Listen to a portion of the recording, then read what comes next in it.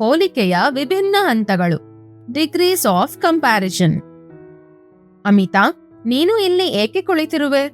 ಎಲ್ಲ ಮಕ್ಕಳು ಮನೆಗೆ ಹೋದರು. ಮೇಡಮ್, ನಾನು ಈ ಇಂಗ್ಲಿಷ್ ಪುಸ್ತಕವನ್ನು ಓದುತ್ತಿದ್ದೆ.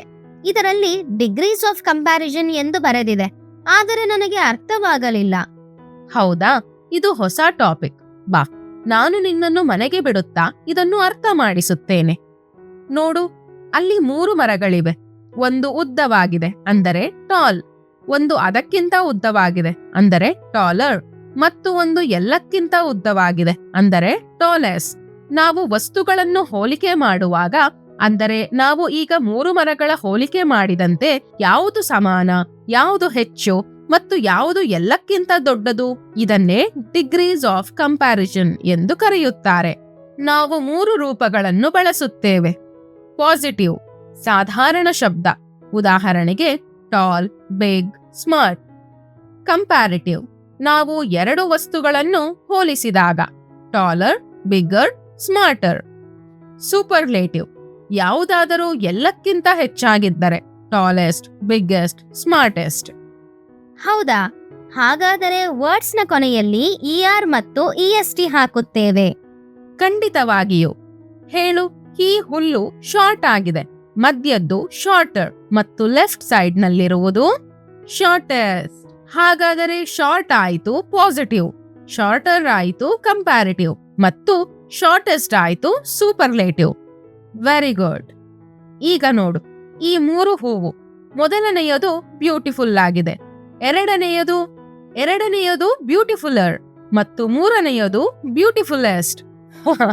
ಅಮಿತಾ, ಒಂದು ಬ್ಯೂಟಿಫುಲ್, ಎರಡನೆಯದು ಮೋರ್ ಬ್ಯೂಟಿಫುಲ್ ಮತ್ತು ಮೂರನೆಯದು ಮೋಸ್ಟ್ ಬ್ಯೂಟಿಫುಲ್. ಇದರಲ್ಲಿ ER ಮತ್ತು EST ಹಾಕಿಲ್ಲ. ಸರಿಯಾಗಿ ಹೇಳಿದೆ. ಯಾವುದೇ ಶಬ್ದವು ಚಿಕ್ಕದಾಗಿದ್ದರೆ ಮತ್ತು ಒಂದೇ ಬಾರಿ ಬೇಗನೆ ಹೇಳಬಹುದಾಗಿದ್ದರೆ, ಉದಾಹರಣೆಗೆ ಟಾಲ್, ಫಾಸ್ಟ್, ಬಿಗ್, ಆಗ ಅದರಲ್ಲಿ ER ಮತ್ತು EST ಅನ್ನು ಸೇರಿಸಿ. ಆದರೆ ಯಾವ ಶಬ್ದವು ದೊಡ್ಡದಾಗಿದ್ದು ಮತ್ತು ಒಂದಕ್ಕಿಂತ ಹೆಚ್ಚು ಭಾಗಗಳಲ್ಲಿ ಹೇಳಬೇಕಾಗಿರುವುದೋ, ಅಂದರೆ ಬ್ಯೂಟಿಫುಲ್, ಇಂಟರೆಸ್ಟಿಂಗ್, ಆಗ ಅವುಗಳನ್ನು ದೀರ್ಘ ಶಬ್ದಗಳು ಎಂದು ಪರಿಗಣಿಸಲಾಗುತ್ತದೆ. ಅಂತಹ ಪದಗಳಲ್ಲಿ ನಾವು ಕಂಪ್ಯಾರಿಟಿವ್ನಲ್ಲಿ ಮೋರ್ ಮತ್ತು ಸೂಪರ್ಲೇಟಿವ್ನಲ್ಲಿ ಮೋಸ್ಟ್ ಅನ್ನು ಬಳಸುತ್ತೇವೆ. ಈಗ ಸ್ವಲ್ಪ ಯೋಚಿಸಿ ಹೇಳು, ಈ ಗುಲಾಬಿ ಬಣ್ಣದ ಚಾಪೆ ಕಂಫರ್ಟೇಬಲ್ ಆಗಿದೆಯೇ? More comfortable. ಮತ್ತು ಆ ಬಿಳಿ ಬಣ್ಣದ್ದು? Most comfortable.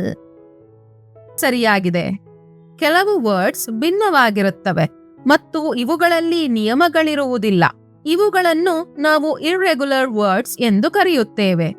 Good, better, best. ಇವು ಸಾಮಾನ್ಯವಾಗಿ ಗುಡ್ ಆಗಿವೆ, ಅವು ಬೆಟರ್. ಮತ್ತು ಎಲ್ಲಕ್ಕಿಂತ ಒಳ್ಳೆಯದು ಬೆಸ್ಟ್.